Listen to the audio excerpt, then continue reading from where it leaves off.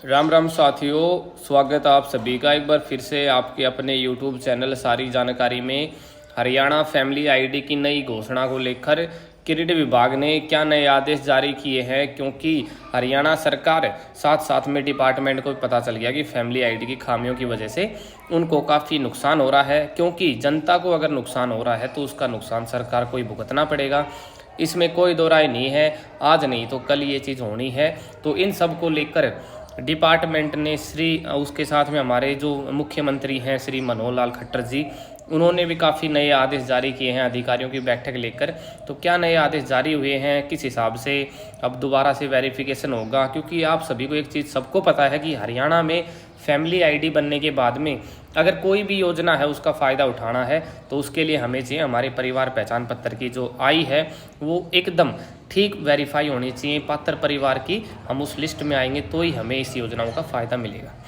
सबसे पहले देखते हैं अपडेट, जो आज की जो अपडेट है ये है परिवार पहचान पत्र की खामियां और एडीसी। अब डिपार्टमेंट क्रीड विभाग ने जो पूरा का पूरा ये काम है ये एडीसी को ऑथोराइज कर दिया। जितने भी ज़िले हैं, उनके जितने भी तहसील हैं, जितने भी वार्ड हैं, उन सब का फैमिली आईडी का जो मेन मुखिया है बना दिया एडीसी को।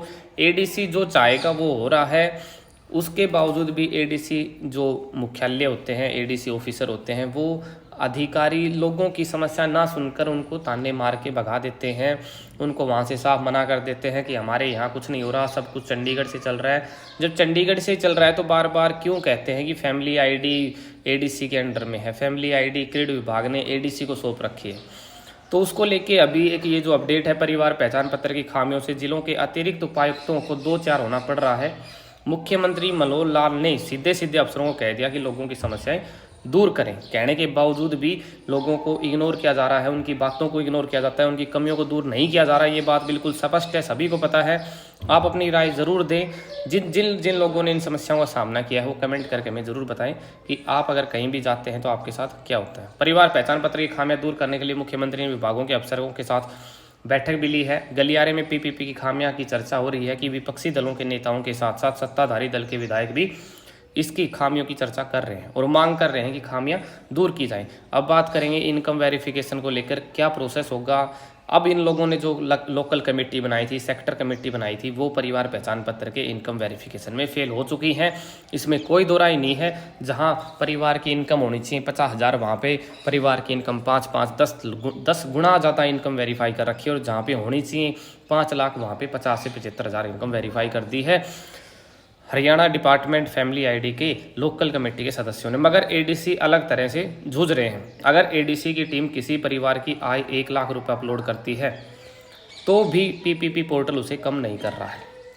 गलियारे में कहा जा रहा है कि मुख्यमंत्री मनोहर लाल के दिल के करीब परिवार पहचान पत्र योजना बेहतरीन हो सकती है, मगर इसे तब लागू करना चाहिए था जब यह पूरी तरह चालित होता।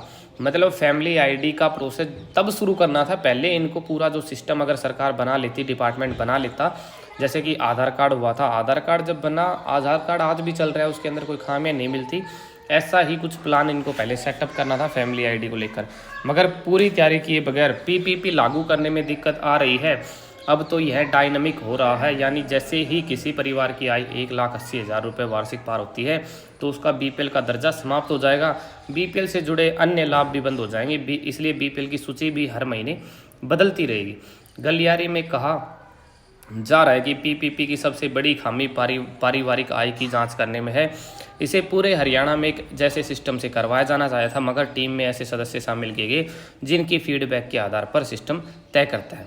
मतलब जो मैनुअली जो सदस्यों ने डाल दी उसी सिस्टम के हिसाब से जो पोर्टल है वो उठा लेता है इनकम। जिसने अगर गलत डाल दी तो वो गलत को भी वेरीफाई कर रहे हैं। टीम के कुछ सदस्य मौके पर नहीं जाते हैं, ओनली वर्बली कॉल पे बात करके उनकी इनकम वेरीफाई कर देते हैं। अब शिक्षकों को यह जिम्मेदारी दी गई थी, मगर पारिवारिक आय की सत्यापन का पता लगाने का यह तरीका भी ठीक नहीं है, क्योंकि पारिवारिक आय की कई सुविधाओं का आधार है। इसलिए परिवार पहचान पत्र में पारिवारिक आय की जांच सही तरीके से और एक जैसे सिस्टम से पूरे हरियाणा में करवाई जानी चाहिए। तो अब सरकार या तो कोई नया सिस्टम बनाएगी या फिर कोई नई कमेटी गठित करेगी। कैसे इनकम वेरिफिकेशन होगा, इसमें बिल्कुल साफ साफ है कि जो इनकम वेरिफिकेशन होगा ना, मैं ये तो नहीं कहता कि भाई ऑल ओवर पूरे हरियाणा में दोबारा से होगा, बट हाँ कहीं ना कहीं ये होगा कि जिन जिन की इनकम गलत है उनकी दोबारा से बिल्कुल एकदम बेस लेवल से दोबारा वेरिफिकेशन होगा, या फिर सरकार के पास जितनी भी कंप्लेंट जाती है इनकम को लेके उनको उठा के बेसिक तौर से सिर्फ उनका जो वेरिफिकेशन है वो सरकार द्वारा किया जाएगा। एक चीज़ डिपार्टमेंट को भी ये चीज़ क्लियर हो चुकी कि जो फंडा है फैमिली आईडी का वो बिल्कुल गलत साबित हो चुका है उनके लिए, क्योंकि जहाँ पे लोगों की समस्याएं हैं वो ना तो एडीसी ऑफिस से दूर हो रही, ना जोनल मैनेजर के ऑफिस से दूर हो रही, सभी का एक ही फंड है भाई, यहाँ से चंडीगढ़ से जो डिपार्टमेंट है वो मैनेज कर रहा है। तो चंडीगढ़ डिपार्टमेंट भी कोई बड़ी बात नहीं है, अगर सरकार चाहे तो वहाँ भी अपना जो भी मान लो जहाँ पे 100 अधिकारी बैठा रखे हैं, 100 ऑपरेटर बैठा रखे हैं, वहाँ पे वो और एक्सटेंड कर सकती है, क्योंकि आज के टाइम में काफ़ी ऑपरेटर है जो कंप्यूटर इस चीज़ की नॉलेज है, सॉफ्टवेयर की नॉलेज है, तो वहाँ पे वो ट्रेनिंग दे के आराम से जितनी भी समस्याएँ हैं वो पब्लिक की दूर हो सकती हैं।